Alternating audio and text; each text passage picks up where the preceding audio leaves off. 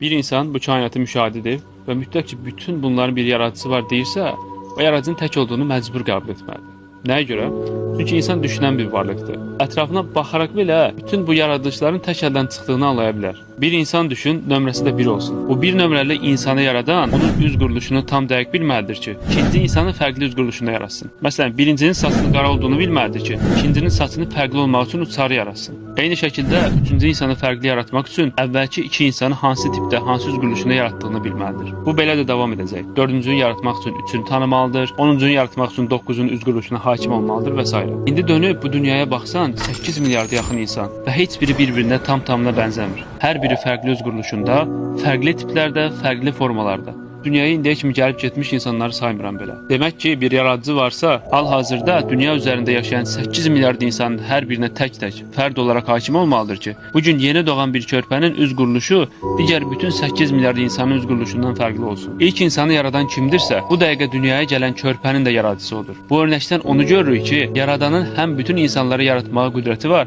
həm onları görür, bilir və hər birinə hakimdir. Bu düsturu bütün yaradılmış hər şeyə tətbiq eləmək olar. Məsələn, dünya üzərindəki heç bir ağac tam-tamına bir-birinin bənzəri deyil. Hər birinin kökü, budağı, yarpağı fərqli yerlərdən çıxır. Demək Allah bütün ağacları tanıyır və hakimdir ki, heç bir ağacı bir-birinə bənzətmir. Hər hansı bir şeyə qoyulan möhür onun sahibini tanıtmaq üçün bir vasitədir. Belə bir örnək verim, bir maşın düşünək və deyək ki, maşını istehsal edən şirkətin sahibinin adı X-dir. Bu X adını loqo kimi maşının üzərinə, motoruna, təkərinə, bütün hər yerinə vurdurub. Qıraqdan maşın loqosuna baxan biri birbaşa anlayar ki, maşının bütövlükdə hər şeyini istehsal edən X şirkətidir. Yaşadığımız dünyada da yaradanın bütün hər şeyə öz möhrünü qoyaraq özünü bizə tanıtdığını görə bilərik. Eyni formada bir atom düşünün. Baxırıq ki, yaradılışı çox sənətlidir. Ortada sənətli bir şey varsa, sənətkarın da olduğuna dəlildir. Atom bu qədər sənətli olduğuna görə bunun da bir sahibi olduğunu qənaətinə gəlirik. Bu atomdan nə qədər çox olursa olsun, sahibi dəyişməz. Çünki möhür birdir. Hər biri eyni quruluşdadır. Məsələn, bir alma düşünək. Əgər bu almanın tərkibinə insək, almanın təməlinin həmin ilk başda mütləq bir yaradıcısı olmalıdır dediyimiz atomlardan ibarət olduğunu görərik. Şuurlu bir insan bu atomun yaradıcısı kimdirsə, bütün almaların yaradıcısı da o olmalıdır deməlidir. Çünki bütün almaların tərkibi həmin atomlardan təşkil olunub. Və ya başqa örnək insana baxırıq. Bəs insanı kim yaradıb dedikdə, aha, baxırıq ki, o da atomların birləşməsindən təşkil olunub. Məntiq bizə bunu deyir ki, atomu yaradan kimdirsə, həm almaları, həm də insanları yaradan o olmalıdır. Çünki hər birində yenə atom möhrü var. Bitkilər, heyvanlar, planetlər, bunun kimi minlərlə atomdan ibarət yaradılış. Hər biri eyni sistem üzrə qurulub. Bir atomun sahibi bütün atomların sahibi olmalıdır. Bütün atomların sahibi də atomdan ibarət olan hər bir şeyin sahibidir. Tam da müsəlmanların inandıkları kimi. Hər şeyi görən, hər şeyi bilən, hər şeyi eşidən və bütün yaratdıqlarını idarə edən yaradıcı olan Allah.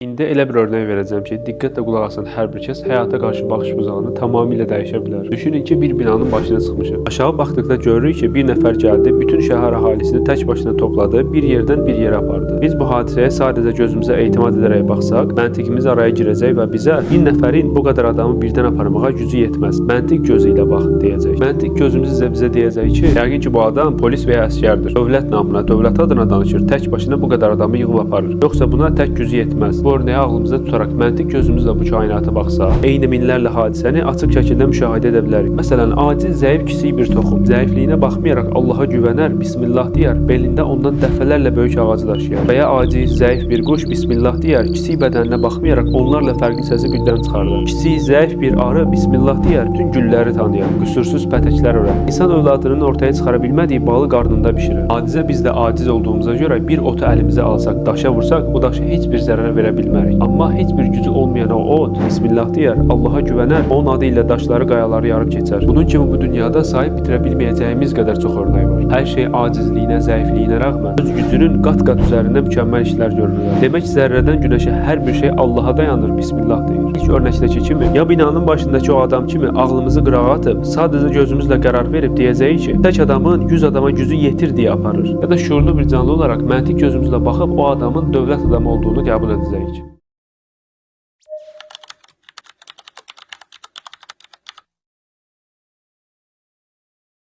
Əslində diqqət eləsək, ətrafımızda gördüyümüz hər şey bu sualın cavabını verir. Hətta Risale-i Nur əsərlərində 2 kəlmə ilə isbat olunur. Fail muqtedirdir.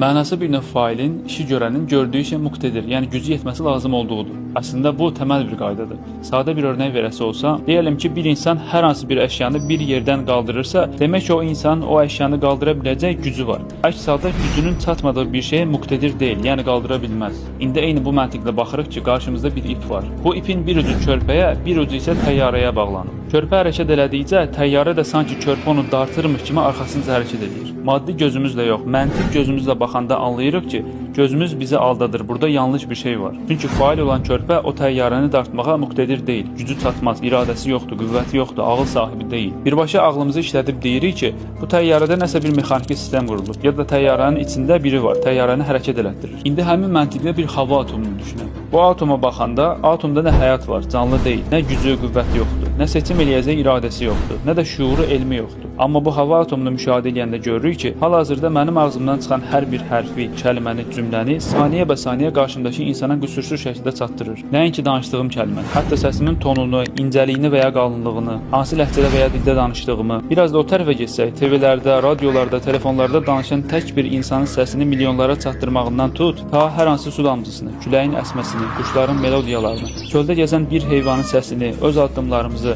hərəkətdə olan maşınları, hətta bir yerə toplanan minlərlə insanın hər birinin fərqli səsini, dilini, səs tonunu, işlətdikləri bütün kəlmələr kimi qarışdırmadan bizə qüsursuz şəkildə çatdırır. İndi necə ki, ilk başda dedik, gücü, qüvvəti, iradəsi, şuuru olmayan o körpə işi görən fail olaraq təyyarəni çəkməyə müqtedir deyil, gücü çatmaz. Eynən bunun kimi gücü, qüvvəti, şuuru, ağlı, iradəsi, hətta körpəyə nisbətən canlı belə olmayan hava atomunun işi görən fail olaraq bütün bu ağlasığmaz işləri bir anda görməyə müqtedir deyil, yəni gücü çatmaz. Ya ağlımızı qırağa qoyub, milyonlarla hava atomunun hər biri tək-tək özləri bu ağlasığmaz işləri gördüyünü qəbul edib, hər bir atoma gördüyü işlərə görə adətən haşa Allah kimi yanaşacaq. Ya da bu fəaliyyətə məntiqlə yanaşıb, ağlımıza, məntiqimizə və fitrətimizə ən uyğun olan bütün bu hava atomlarının hər birini an-ban idarə edənin Allah olduğunu qəbul edəcək. Düşünə bilən heç bir insan bir ilaha qoyub milyonlarla ilahı qəbul etməz.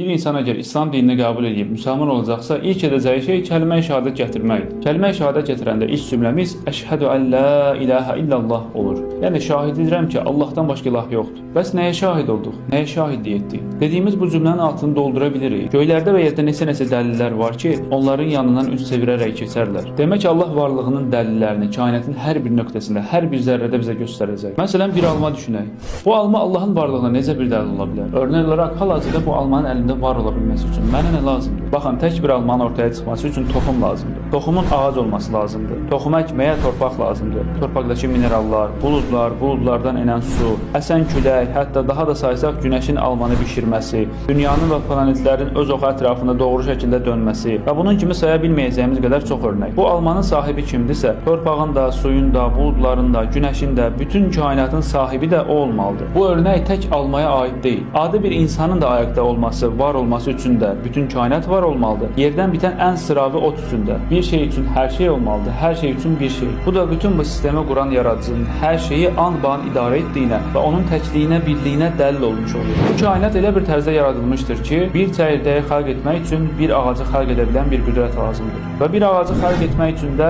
kainatı xalq edə bilən bir qüdrət gərəkdir. Gözlə gördüyümüz hər bir şey bizə Allah anladır. Bizim bunları anlatmağa ömrümüz yetməz. Hələ ki, hər bir şey dəlildirsə, adicə bir insan anatomiyasında, bu bədənimizin içində elə acayib, ağlasığmaz hadisələr baş verir ki, tək birinin incəliklərinə qədər anladılmağa çalışılsa, bir insan ömrünü alar. Böyük ehtimal bütün bunları danışdığımız müddətdə də adi gördüyümüz bu bədənimizin içində necə bir qüsursuz sistemlər, hadisələr baş verdiyini göstərmək üçün qısa videolar qoymuş olarıq. Nəinki bədənimiz, göy üzündə elə fəaliyyətlər, hadisələr baş verir ki, şuuru yerində olan insan mümkün deyil ki, buna təsadüf, öz-özünə baş verir və ya təbiət eləyir desin. Elə bir planet, ulduz yoxdur ki, nizamsız hərəkət eləsin. Sanki bütün planetlər bizə bir şey anladırmış kimi hərəkət etdiyi cızdığı xəttlər göydə göz alıcı naxışlar çəkirlər. Yaşadığımız dünyaya baxsaq belə, təsəvvür edin ki, dünya üzərində yaşamış heç bir insanın üzü bir-birinə bənzəmir. Hər bir insan fərqli üz quruluşunda yaradılır. Demək, üz quruluşlarını yaradan bütün ölən və qalan insanların üz quruluşlarına hakim olmalıdır ki, bu gün yeni doğan körpənin üz quruluşunu fərqli yaratsın. Nəinki üz quruluşu, hətta dünya üzərindəki bütün göz quruluşları bir-birindən fərqlidir. Bütün göz quruluşlarına hakim olan yaradıcı ancaq bütün yeni doğan körpənin gözünü digər bütün insanların gözündən fərqli yarada bilər. Hətta dünya üzərinə indiyənə kimi düşmüş heç bir qar dənəsi də bir-birinə bənzəmir. Bununla belə barmaq izlərimiz, yarpaqlar, həşəratlar, hər bir atom və s.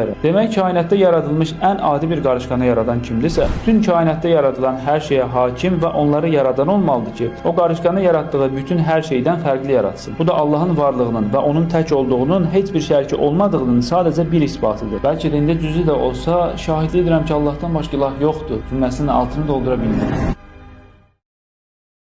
Allahın isimlərinin olduğunu mütləq azdan çoxdan eşitmişik. Hər bir isim ayrı-ayrılıqda üzərində durub düşünüləcək qədər dərin və dəyərlidir. Hətta diqqət eləsək, bütün Allahın isimləri öz dairəsində Allahın varlığını dəfələrlə isbat eləyəcək qədər geniş mənalıdır. Ağlımızda belə bir sual yarana bilər ki, bəs mən sadəcə Allahın isimlərini, yəni Əsma-i Hüsnanı bilməklə Allahın varlığını necə isbat edə bilərəm? Məsələn, örnək olaraq Quddus ismi. Mənasını qısa olaraq desək, yaratdıqlarını həm maddi, həm mənəvi bütün kirlərdən təmizləyən, qüsurlardan, nöqsanlardan uzaq olan deməkdir. Gəlin Quddus isminin yaşadığımız bu kainat olan təcəllisinə baxın. Bu kainat və bu kürəy arz daim işlər böyük bir fabrika və hər vaxt dolar boşalır bir xan, bir misafirxanədir. Baxın, olduğumuz bu kainata baxası olsaq, sanki böyük, daim işləyən, qüsursuz bir fabrikin içindəyik. Bir tərəfə baxırıq, toxumlar ağac olur. Başqa bir yönə baxırıq, buludlardan su gətirilir. Daha da baxmağa davam edirik, heyvanlar, həşəratlar sistemli şəkildə öz işlərini görürlər. Qarışqalar özündən ağır yüklər daşıyırlar. Arılar, quşlar damda bazada yuva qururlar. Küləklər bitkiləri, ağacları tozlandırırlar. Yerdən, torpaqdan sənətli güllər, çiçəklər bitirilir və bunun kimi saysız örnək. Halbuki belə işlər fabrikalar, xanlar və misafirxanələr müzəxrəfatla, enkazlarla, süprüntülərlə çox kirlənirlər, bulaşıq olurlar və üfunətli maddələr hər tərəfində təraküm edirlər. Bizim indiyənə kimi gördüyümüz o olub ki, bu cür böyük işlək vəziyyətdə olan fabriklər əgər davamlı şəkildə təmizlənməsə,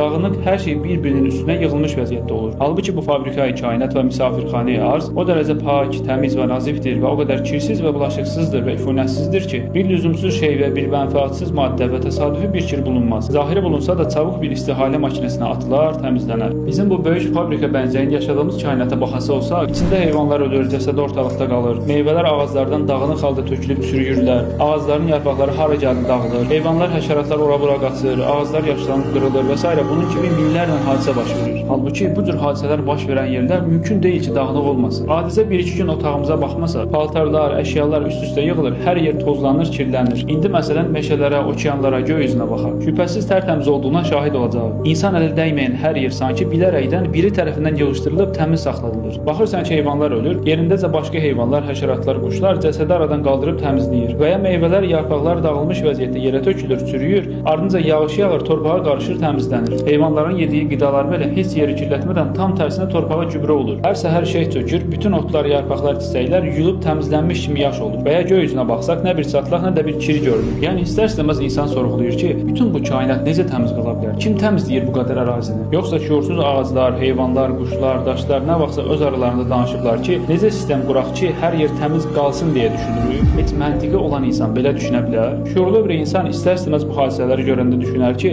biz heç öz otağımızı güclə yığışdırırıq. Bu qədər böyük kainatı tərtəmiz saxlayan kimdir? Kimdirsə bütün kainatın sahibi olmalıdır. Çünki hər şey bir-biri ilə iç-içə əlaqəli bir şəkildə bir-birinə təmizlədilir. Ancaq bütün bu kainatın, hər şeyin sahibi olan Allah bu sistemi qura bilər.